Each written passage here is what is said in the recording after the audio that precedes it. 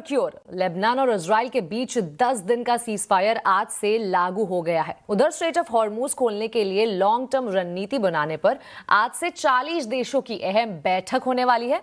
पूरी खबर जानने के लिए फिर एक बार चलते हैं लक्ष्मण रॉय के पास। लक्ष्मण जी, बताइए कहां तक पहुंचा है ये ईरान युद्ध रोकने का मामला?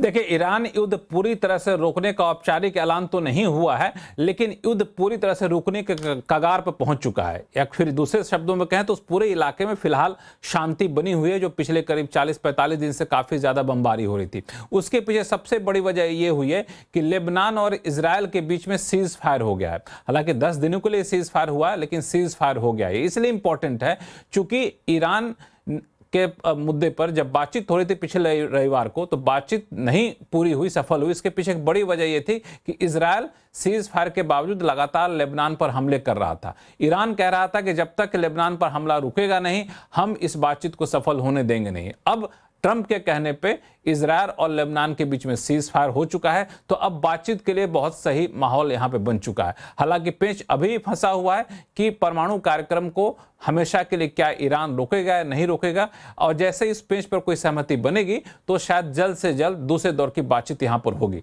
इस बीच एक और महत्वपूर्ण जो डेवलपमेंट हो रही है वो ये कि 40 देश जिसकी अगुवाई यूके और फ्रांस कर रहे हैं, वो एक बैठक कर रहे हैं आज, और उस पेरिस में बैठक हो रही है। उस बैठक का मुख्य एजेंडा ये है कि स्ट्रेट ऑफ हॉर्मुज को कभी खोलना, कभी बंद करना, कभी ऐसे करना, कभी वैसा करना, ये सब मत करिए। हमेशा के लिए इसको खोलिए, और ऐसे जो स्ट्रेट होते हैं जहां से जहाजें गुजरती हैं, एक इंटरनेशनल संपत्ति है, इसको हमेशा के लिए खोले रखने के लिए लॉन्ग टर्म रणनीति बनाई जाए। रणनीति क्या होनी चाहिए, इस पे बातचीत होगी, तो ये एक तरह से कह सकते हैं लॉन्ग टर्म के लिहाज से स्ट्रेट ऑफ हॉर्मुज की समस्या दूर हो जाए, ये एक देखा जाएगा। एक और चीज महत्वपूर्ण है कि यहाँ पे खासतौर से यूरोप ने ये ऑफर किया है कि अगर स्ट्रेट ऑफ हॉर्मुज के नीचे माइंस बिछा हुआ तो उस माइंस को निकालने के लिए, हटाने के लिए हम यहाँ पे मदद कर सकते हैं। एक चीज और, एक खबर मैं देख रहा था काफी इंपॉर्टेंट है कि इस हमले के दौरान जो कच्चे तेल के भंडार या तेल के कुएं, रिफाइनरी पर जो नुकसान हुआ है, उसको ठीक होने में पूरी तरह से वार से पहले वाले लेवल पर आने में